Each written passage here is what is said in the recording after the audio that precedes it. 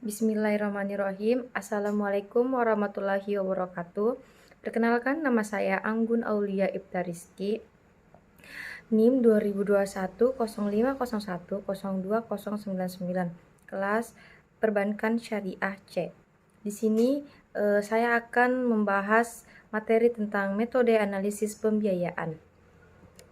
Baik, pembahasan yang pertama itu pengertian dan tujuan analisis pembiayaan, yang kedua pendekatan analisis pembiayaan, yang ketiga prinsip 6C analisis pembiayaan, yang keempat analisis kualitatif, yang kelima analisis resiko dan critical point.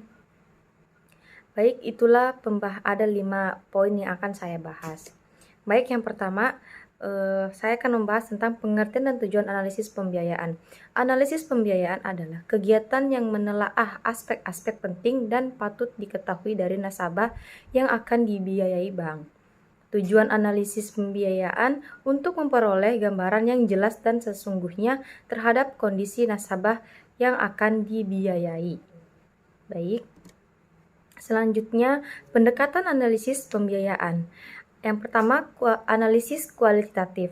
Analisis kualitatif meliputi analisis terhadap aspek, karakter, dan kapasiti, manajemen, serta condition of economy.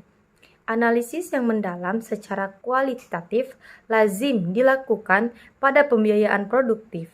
Analisis yang dilakukan mengenai kemampuan calon nasabah dalam usahanya dan kemampuan manajemen untuk memastikan usaha yang akan dibiayai dikelola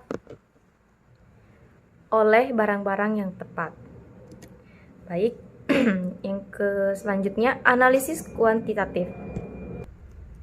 Baik, analisis kuantitatif dilakukan melalui penilaian atas aspek keuangan nasabah atau calon nasabah.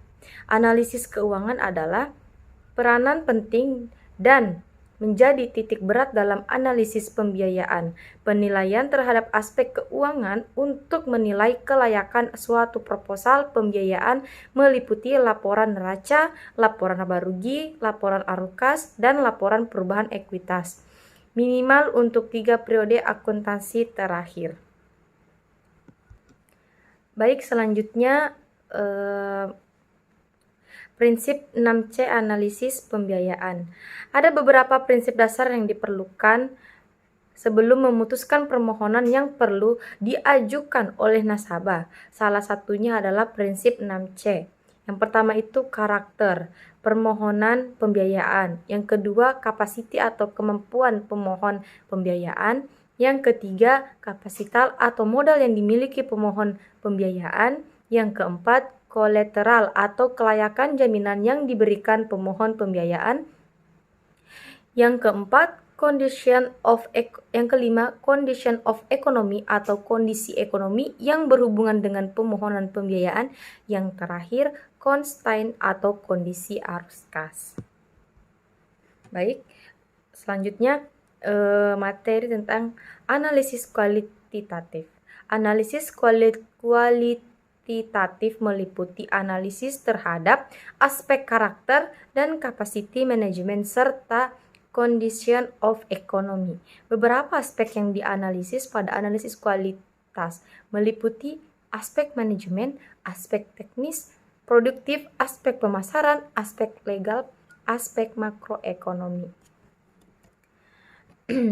Baik, yang terakhir analisis resiko dan critical point. Pada analisis resiko pembiayaan diperlukan penjabatan mengenai kemungkinan jenis dan tingkat risiko yang dapat terjadi pada usaha nasabah dan sejumlah risiko tersebut dapat membahayakan prospek pelunasan fasilitas pembiayaan yang diberikan oleh bank.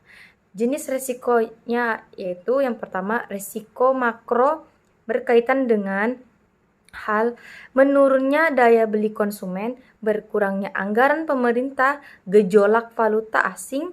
Yang kelima deregulasi pasar, dan yang keenam pembatasan impor dan ekspor.